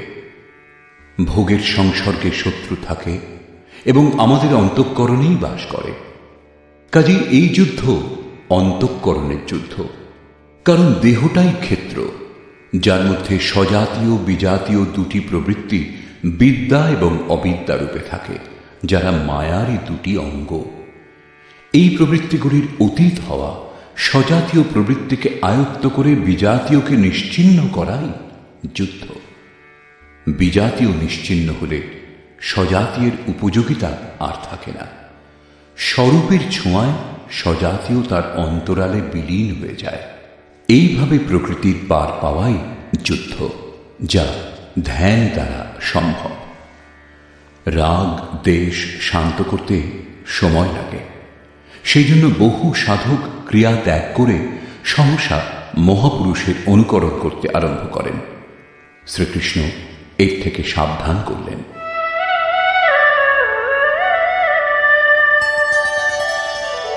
শ্রেয়ান স্বধর্মো বিগুণঃ পরধর্মাৎ স্বনুষ্ঠিতা স্বধর্মে নিধনম শ্রেয়ঃ পরধর্মো ভয়াবহ। একজন সাধক 10 বছর ধরে সাধনায় প্রবৃত্ত এবং অন্য একজন আজ সাধনায় প্রবৃত্ত হয়েছে। উভয়ের ক্ষমতা এক হবে না। প্রারম্ভিক সাধক যদি তার অনুকরণ করে, তাহলে সে তার নিজের যোগ্যতাটুকুও হারিয়ে ফেলবে। এই প্রসঙ্গে শ্রীকৃষ্ণ বলছেন, উত্তম রূপে আচরিত পরধর্ম অপেক্ষা গুণরহিত নিজ ধর্ম অধিক উত্তম। কর্মে প্রবৃত্ত হওয়ার স্বভাবজাত ক্ষমতাই স্বধর্ম। নিজের ক্ষমতা অনুসারে সাধক কর্মে প্রবৃত্ত হলে একদিন মুক্তি লাভ করে। অতএব স্বধর্ম আচরণে মৃত্যুও পরম কল্যাণকর। যেখানেই সাধনে ছেদ পড়ে, আবার দেহ লাভ করার পর সেখান থেকেই পুনরায় যাত্রা আরম্ভ হয়। আত্মার মৃত্যু হয় না। দেহের বস্ত্রের পরিবর্তন হলেও বিচার বুদ্ধি বদলায় না। নিজের থেকে শ্রেষ্ঠ ব্যক্তির অনুকরণ করতে আরম্ভ করলে সাধক ভয় পাবেন। ভয় প্রকৃতিতে হয়, পরমাত্মায় নয়। প্রকৃতির আবরণ আরো ঘনীভূত হবে। ভগবৎ পথে অনুকরণের বাহুল্য দেখা যায়। একবার পূজ্য মহারাজজির প্রতি আকাশবাণী হয়েছিল যে তিনি যেন অনুসূয়াতে গিয়ে বসবাস করেন। তখন তিনি জম্মু থেকে চিত্রকূট এসেছিলেন এবং অনুসূয়ার ঘোর জঙ্গলে বাস করতে আরম্ভ করেছিলেন। অনেক মহাত্মা ওই পথ দিয়ে যাতায়াত করতেন। তাদের মধ্যে একজন লক্ষ্য করেছিলেন যে পরমহংসজি দিগম্বর অবস্থাতে থাকেন এবং তার সম্মানও অনেক। তখন সেই মহাত্মা কৌপিন ত্যাগ করলেন। দণ্ডকমণ্ডলু অন্য এক সাধুকে দিয়ে ত্যাগী দিগম্বর সেজে বসলেন। কিছুকাল পরে এসে দেখলেন পরমহংসজি লোকের সঙ্গে কথাবার্তা বলেন, প্রয়োজন মতো সময় সময় তাড়না দেওয়ার ছলে অপশব্দও ব্যবহার করেন। মহারাজজির প্রতি আদেশ হয়েছিল তিনি যেন ভক্তদের কল্যাণার্থে কিছু তিরস্কার করেন, এই পথের পথিকদের ওপর প্রখর দৃষ্টি রাখেন। মহারাজের অনুকরণ করে সেই মহাত্মাও গালাগাল দিতে আরম্ভ করলেন, কিন্তু তার পরিবর্তে লোকেও তাকে ভালো মন্দ দু কথা শুনিয়ে দিত। তিনি তখন বলেছিলেন, পরমহংসজিকে কেউ কিছু বলে না, আর এখানে তো মুখে মুখে জবাব দিচ্ছে। বছর 2 পরে ফিরে এসে সেই মহাত্মা দেখেছিলেন যে পরমহংসজি গদিতে বসে লোকে পাখা দিয়ে বাতাস করছে, চামর ব্যজন করছে। তিনিও দেখা দেখি সেই জঙ্গলের এক ভাঙা বাড়িতে তক্তাপোষ আনিয়ে তাতে গদি পেতে 2টি লোক নিযুক্ত করলেন চামর ব্যজন করবার জন্য। প্রতি সোমবার ভিড়ও হতে লাগল। পুত্রের ইচ্ছুক 50 টাকা দিন, কন্যার ইচ্ছুক 25 টাকা দিন, পরন্তু কথায় বলে উঘরে অন্ত না হই নিবাহ। 1 মাসের মধ্যেই সেই সাধুকে সে স্থান ত্যাগ করে অন্যত্র যেতে হয়েছিল। মান প্রতিষ্ঠা সব খুইয়ে বসেছিলেন। এই ভগবৎ পথে অনুকরণের কোনো স্থান নেই। সাধকের উচিত স্বধর্মেরই আচরণ করা। স্বধর্ম কি? 2য় অধ্যায়ে শ্রীকৃষ্ণ স্বধর্মের উল্লেখ করেছিলেন। স্বধর্ম লক্ষ্য করলেও তুমি যুদ্ধ করার উপযুক্ত পাত্র। এর চেয়ে শ্রেষ্ঠ কল্যাণকর পথ ক্ষত্রিয়ের জন্য আর নেই। স্বধর্মে অর্জুন ক্ষত্রিয়। যোগেশ্বর সংকেত করলেন, অর্জুন, যারা ব্রাহ্মণ তাদের জন্য বেদের উপদেশ ক্ষুদ্র জলাশয়ের তুল্য। তুমি বেদের ঊর্ধ্বে ওঠো এবং ব্রাহ্মণ হও, অর্থাৎ স্বধর্মে পরিবর্তন সম্ভব। এখানে পুনরায় বললেন, রাগ দেশের বশীভূত হয়েও না, এদের কাটিয়ে ওঠো, স্বধর্মই শ্রেয়স্কর। তার বলবার অর্থ এই নয় যে অর্জুন কোনো ব্রাহ্মণের অনুকরণ করে তার মতো বেশভূষা ধারণ করুক। কর্মের একমাত্র পথকেই মহাপুরুষগণ 4টি শ্রেণীতে বিভক্ত করেছেন: নিকৃষ্ট, মধ্যম, উত্তম এবং অতি উত্তম। এই শ্রেণী বিভাগকে সাধকের জন্য ক্রমশ শূদ্র, বৈশ্য, ক্ষত্রিয় এবং ব্রাহ্মণের সংজ্ঞা দিলেন। শূদ্র স্থিতি সেবা ধর্ম থেকেই কর্মের আরম্ভ হয় এবং সাধনাক্রমে ওই সাধকই ব্রাহ্মণের স্থিতি লাভ করতে পারেন। এর পরের অবস্থাতে সাধক যখন পরমাত্মায় স্থিতি লাভ করেন তখন না ব্রাহ্মণ না ক্ষত্রিয় না বৈশ্য না শূদ্র চিদানন্দরূপ শিবোহম শিবোহম। তিনি বর্ণগুলির ঊর্ধ্বে উঠে যান। এ কথাই শ্রীকৃষ্ণও বললেন যে চাতুর্বর্ণং ময়া সৃষ্টং, এই 4 বর্ণের সৃষ্টিকর্তা আমি। তাহলে কি জন্মের আধারে মানুষের জাতি বিভাগ করা হয়েছে? না, গুণ কর্ম বিভাগশ, গুণের আধারে কর্ম বিভাগ করেছি। কর্ম কি? তা কি সাংসারিক কর্ম? শ্রীকৃষ্ণ বললেন, না, তা হল নিয়ত কর্ম। এই নিয়ত কর্ম কি? তিনি বললেন, যজ্ঞের প্রক্রিয়ায় নিয়ত কর্ম, যার দ্বারা শ্বাসকে প্রশ্বাসে আহুতি, প্রশ্বাসকে শ্বাসে আহুতি, ইন্দ্রিয় সংযম ইত্যাদি, যার শুদ্ধ অর্থ হল আরাধনা, যোগ সাধনা। আরাধ্যদেব পর্যন্ত পৌঁছিয়ে দেয় যে বিধি বিশেষ, তাই হল আরাধনা। এই আরাধনা কর্মকে 4টি শ্রেণীতে বিভাগ করা হয়েছে। যার যেমন ক্ষমতা, সেই ক্ষমতা অনুযায়ী নিজ শ্রেণী থেকেই তার আরম্ভ করা উচিত। একেই বলে সকলের নিজ নিজ ধর্ম। যদি কেউ শ্রেষ্ঠ পুরুষের অযৌক্তিক অনুকরণ করে তাহলে তা বিড়ম্বনার কারণ হয়ে দাঁড়ায়। তার নাশ হবে না, কারণ এতে বীজের নাশ নেই, কিন্তু সে প্রকৃতির চাপে ভয়াক্রান্ত, দিনহীন নিশ্চয়ই হয়ে যাবে। যদি প্রথম শ্রেণীর কোনো ছাত্র স্নাতক শ্রেণীতে বসতে আরম্ভ করে তাহলে কি তার পাঠ্য বিষয় বোধগম্য হবে? সে প্রারম্ভিক বর্ণমালা থেকেও বঞ্চিত হয়ে যাবে। অর্জুন প্রশ্ন করলেন যে মানুষ স্বধর্মের আচরণ করতে পারে না কেন? अर्जुन उवाच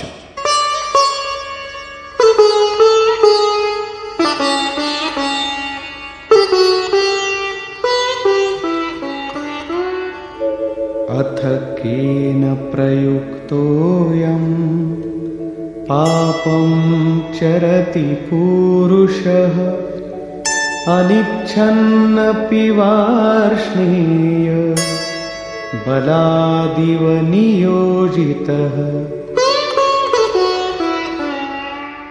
हे कृष्ण, মানুষ কার দ্বারা চালিত হয়ে অনিচ্ছা সত্ত্বেও যেন বলপূর্বক নিযুক্ত হয়ে পাপাচরণে প্রবৃত্ত হয়, আপনার মতানুসারে চলতে পারে না কেন?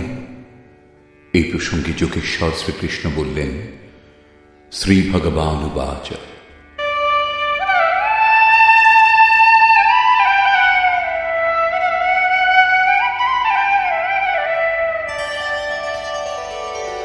कामैष क्रोधैष रजो गुणसमुद्भवः महाशनो महापाप्मा विद्येनमिह वैरिणम्।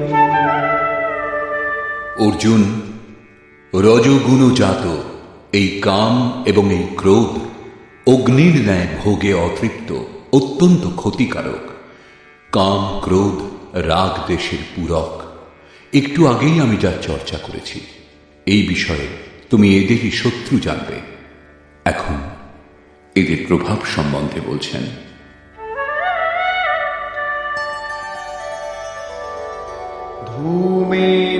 धूमेनाव्रियते वह्नि यथादर्शो मलेन च यथोल्बेनावृतो गर्भः तथा तेनेदमावृतम्। যেরূপ ধূম দ্বারা অগ্নি, ময়লা দ্বারা দর্পণ এবং জরায়ুর দ্বারা গর্ভ আবৃত থাকে, সেরূপ কাম ক্রোধাদি বিকার সমূহ দ্বারা এই জ্ঞান আবৃত থাকে। ভিজে কাঠ জ্বালালে কেবল ধোঁয়াই হয়, আগুন থাকা সত্ত্বেও শিখার রূপ নিতে পারে না। ময়লা দিয়ে ঢাকা দর্পণে যেরূপ প্রতিবিম্ব স্পষ্ট হয় না, জরায়ুর দ্বারা যেরূপ গর্ভ আবৃত থাকে, সেরূপ এই বিকারগুলি থাকতে পরমাত্মার প্রত্যক্ষ জ্ঞান হয় না। आवृतं ज्ञानमेतेन ज्ञानिनो नित्यवैरिणा कामरूपेण कौन्तेय दुष्पूरेणानलेन च। কৌন্তেয়, অগ্নির ন্যায় ভোগে অতৃপ্ত জ্ঞানীর চিরশত্রু এই কাম দ্বারা জ্ঞান আবৃত থাকে। এখন শ্রীকৃষ্ণ কাম এবং ক্রোধ দুটি শত্রুর কথা বললেন। এই শ্লোকে তিনি কেবল একটা শত্রু কামের বিষয় বললেন। বস্তুত কামের মধ্যে ক্রোধের অন্তর্ভাব বিদ্যমান। কামনা পূর্ণ হলে ক্রোধ শান্ত হয়, কিন্তু কামনা শেষ হয় না। কামনা পূরণে বাধা উৎপন্ন হলেই পুনরায় ক্রোধ জেগে ওঠে। কামের অন্তরালে ক্রোধ নিহিত থাকে। এই শত্রুর উৎস কোথায়, কোথায় একে খুঁজবে? শত্রুর নিবাস জানা থাকলে এর সমূল বিনাশে সুবিধা হবে। এই প্রসঙ্গে শ্রীকৃষ্ণ বললেন,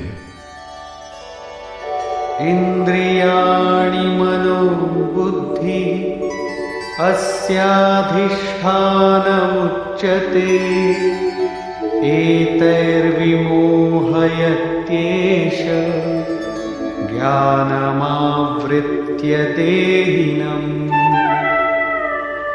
ইন্দ্রিয় সমূহ মন এবং বুদ্ধি, এদেরই কামের আশ্রয় বলা হয়।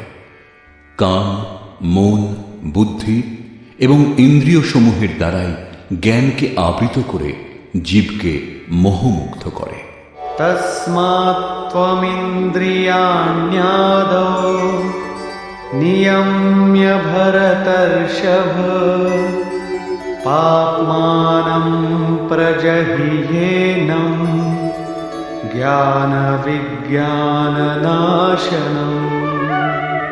সেই জন্য অর্জুন, তুমি আগে ইন্দ্রিয়গুলিকে নিয়ম্য সংযত করো, কারণ এর অন্তরালে শত্রু বিদ্যমান। তা তোমার দেহের ভিতরে বাইরে খুঁজলে কোথাও পাবে না। এটা হৃদয় রাজ্যের অন্তর্জগতের যুদ্ধ। ইন্দ্রিয় সমূহকে বশ করে জ্ঞান এবং বিজ্ঞানের বিনাশক এই ক্ষতিকারক কামের নাশ করো। কাম সহজে আয়ত্তে আসে না, অতএব বিকারের নিবাস স্থানকেই অবরুদ্ধ করো, ইন্দ্রিয় সমূহকে সংযত করো। কিন্তু ইন্দ্রিয় সমূহ এবং মনকে সংযত করা খুব কঠিন। আমি কি তা করতে পারব? এই প্রসঙ্গে শ্রীকৃষ্ণ তাঁর সামর্থ্য বলে উৎসাহ দিচ্ছেন।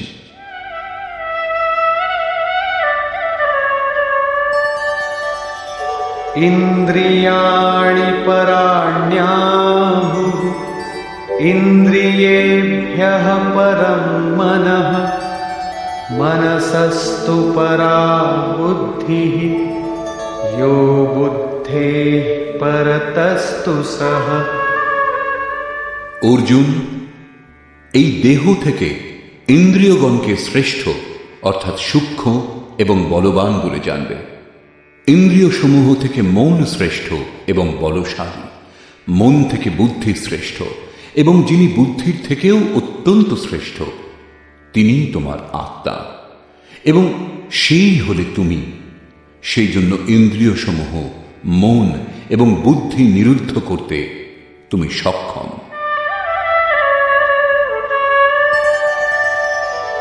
एवं बुद्धेः परं बुद्ध्वा संस्तभ्यात्मानमात्मना जहि शत्रुं महाबाहो कामरूपं दुरासदम्।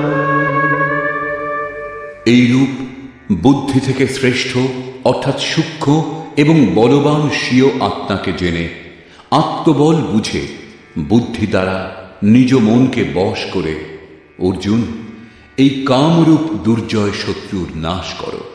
নিজের শক্তি বুঝে এই দুর্জয় শত্রুর নাশ করো। কাম দুর্জয় শত্রু। ইন্দ্রিয়গুলির সাহায্যে কাম আত্মাকে মোহমুগ্ধ করে। তাই নিজের শক্তি বুঝে আত্মাকে বলবান জেনে কামরূপ শত্রুর বিনাশ করো। এখানে বলা আবশ্যক, এই শত্রু আন্তরিক এবং যুদ্ধ অন্তর্জগতেরই। নিষ্কর্ষ, প্রায় গীতাশাস্ত্রের যারা ভক্ত এবং ব্যাখ্যাকার তারা বর্তমান অধ্যায়ের নাম কর্মযোগ দিয়েছেন, কিন্তু এটা সঙ্গত বলে মনে হয় না। দ্বিতীয় অধ্যায়ে যোগেশ্বর কর্মের নাম নিয়েছেন। তিনি কর্মের মহত্ব প্রতিপন্ন করে তার মনে কর্ম জিজ্ঞাসা জাগ্রত করলেন, এবং বর্তমান অধ্যায়ে তিনি কর্মকে পরিভাষিত করলেন যে যজ্ঞের প্রক্রিয়া কর্ম। এখানে একথা প্রমাণিত হচ্ছে যে যজ্ঞ কোনো নির্ধারিত দিক অর্থাৎ বিধি বিশেষ। এছাড়া জগতে যা কিছু করা হয় তা এই লোকেরই বন্ধন। শ্রীকৃষ্ণ যে কর্ম সম্বন্ধে বলবেন সে কর্ম মোক্ষসে শুভাত অর্থাৎ সংসার বন্ধন থেকে মুক্তিদায়ক কর্ম। শ্রীকৃষ্ণ যজ্ঞের উৎপত্তির বিষয়ে বললেন। যজ্ঞ থেকে আমরা কি ফললাভ করি তার বিশেষত্বের চিত্রণ করলেন। যজ্ঞ অনুষ্ঠানের উপর জোর দিলেন। তিনি বললেন, এই যজ্ঞের প্রক্রিয়ায় কর্ম। যে অনুষ্ঠান করে না সে পাপী, আরামপ্রিয়, ব্যর্থই জীবন ধারণ করে। পূর্ব মহর্ষিগণও কর্ম করে পরম নৈষ্কর্ম সিদ্ধি লাভ করেছিলেন। তারা আত্মতৃপ্ত, তাদের আর কর্মের প্রয়োজন নেই। তবুও অনুগামীদের পথ প্রদর্শনের জন্য তারা উত্তম রূপে কর্মে প্রবৃত্ত থাকেন। সেই মহাপুরুষগণের সঙ্গে শ্রীকৃষ্ণ নিজের তুলনা করলেন। বললেন, আমারও আর কর্ম করবার প্রয়োজন নেই, কিন্তু অনুগামীদের মঙ্গলের জন্য আমিও সর্বদা কর্মে প্রবৃত্ত।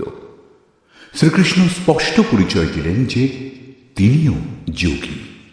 তিনি কর্মে প্রবৃত্ত সাধকগণকে বিচলিত করতে নিষেধ করলেন, কারণ কর্ম করেই সেই সাধককে পরম স্থিতি লাভ করতে হবে, না করলে নাশ হয়ে যাবে। এই কর্ম অনুষ্ঠানের জন্য শ্রীকৃষ্ণ ধ্যানস্থ হয়ে যুদ্ধ করতে বললেন। দুচোখ বন্ধ, ইন্দ্রিয় সমূহ সংযত করে, মন নিশ্চল করে চিত্ত নিরুদ্ধ করার অভ্যাস। সে কিরকম যুদ্ধ? না সে সময় কাম, ক্রোধ, রাগ, দেশ ইত্যাদি সাধকের জন্য বাধক হয়ে দাঁড়ায়। এই বিজাতীয় প্রবৃত্তিসমূহের হাত থেকে উদ্ধার হওয়ার চেষ্টাই যুদ্ধ। আসুরি সম্পদ কুরুক্ষেত্র। বিজাতীয় প্রবৃত্তিগুলির এক একটাকে নাশ করে ধ্যানে মগ্ন হওয়ার চেষ্টাই যুদ্ধ। বস্তুত ধ্যানেই যুদ্ধ নিহিত। বর্তমান অধ্যায়ের সারাংশ এটাই। এতে যজ্ঞের বাস্তবিক স্বরূপ স্পষ্ট হয়নি, কর্মের বিধিবিধানেরও সম্যক অনুভব হয়নি। যজ্ঞের স্বরূপ স্পষ্ট হলেই কর্ম কি তা বোঝা যাবে। এখনো কর্ম স্পষ্ট হয়নি। বর্তমান অধ্যায়ে কেবল স্থিতপ্রজ্ঞ মহাপুরুষের প্রশিক্ষণাত্মক দিকের ওপর জোর দেওয়া হয়েছে। এই নির্দেশ গুরুজনদের জন্য। তাঁরা যদি কর্মানুষ্ঠান নাও করেন তবুও তাতে তাঁদের কোনো লোকসান নেই, করলে কোনো লাভও নেই। কিন্তু যাদের অভীষ্ট পরম গতি, তাদের জন্য যদি নিয়ম নির্দেশ না দেওয়া হয় তবে তা যে কর্মযোগ একথা বলা যাবেই বা কি করে? যোগেশ্বর বলেছেন, যজ্ঞের প্রক্রিয়াই কর্ম, কিন্তু সেই কর্মের স্বরূপ স্পষ্ট করলেন না এবং যজ্ঞ কি তা বললেন না। বর্তমান অধ্যায়ে যুদ্ধের যথার্থ চিত্রণ করা হয়েছে। সম্পূর্ণ গীতা শাস্ত্রে দৃষ্টিপাত করলে দেখা যায়, দ্বিতীয় অধ্যায়ে যোগেশ্বর বলেছেন, এই শরীর নাশবান, অতএব যুদ্ধ করো। গীতা শাস্ত্রে যুদ্ধের বাস্তবিক কারণ এটাই। পরে জ্ঞান যোগের বিষয়ে ক্ষত্রিয়ের জন্য যুদ্ধই কল্যাণের একমাত্র সাধন বলা হয়েছে। তিনি বললেন, অর্জুন, এই বুদ্ধি তোমার জন্য জ্ঞান যোগের বিষয় বলা হয়েছে। কোন বুদ্ধি? এই যে জয় পরাজয় উভয় দৃষ্টিতেই জয়লাভ হয়, এ কথা জেনে যুদ্ধ করো। চতুর্থ অধ্যায়ে বলেছেন, যোগে স্থিত হয়ে হৃদয়ে স্থিত এই স্বীয় সংশয় জ্ঞানরূপ অসি দ্বারা ছেদন করে যুদ্ধার্থে উত্থিত হও। পঞ্চম অধ্যায় থেকে দশম অধ্যায় পর্যন্ত যুদ্ধের কোনো চর্চা করেননি। একাদশ অধ্যায়ে কেবল এই বলেছেন, এই শত্রুগণ আমার দ্বারা পূর্বেই নিহত হয়েছে, তুমি নিমিত্ত মাত্র হও, যশ লাভ করো। এই মৃতদিগকে তুমি বধ করো, যিনি প্রেরক তিনি করিয়ে নেবেন, মৃতদেরই বধ করো। পঞ্চদশ অধ্যায়ে সংসারকে দৃঢ়মূল অশ্বত্থ বৃক্ষের ন্যায় বলা হয়েছে, যাকে অসঙ্গতারূপী অস্ত্র দ্বারা ছেদন করে ওই পরম পদের অনুসন্ধান করবার জন্য নির্দেশ দেওয়া হয়েছে। পরবর্তী অধ্যায়গুলিতে যুদ্ধের উল্লেখ নেই।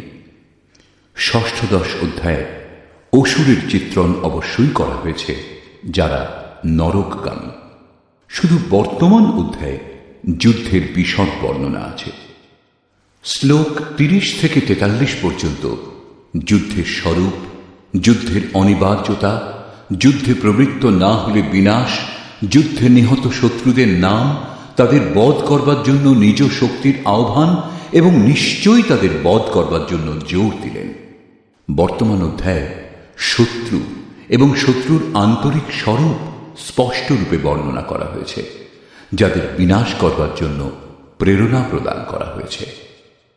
এই প্রকার শ্রীমদ্ ভগবৎ গীতারূপী উপনিষদ এবং ব্রহ্মবিদ্যা তথা যোগশাস্ত্র বিষয়ক শ্রীকৃষ্ণ এবং অর্জুনের সংবাদে শত্রু বিনাশ প্রেরণা নামক তৃতীয় অধ্যায় পূর্ণ হল। এই প্রকার শ্রীমৎ পরমহংস পরমানন্দজির শিষ্য স্বামী অর্গড়ানন্দকৃত শ্রীমদ্ ভগবৎ গীতার ভাষ্য যথার্থ গীতাতে শত্রু বিনাশ প্রেরণা নামক তৃতীয় অধ্যায় সমাপ্ত হল। হরি ওম তৎসৎ।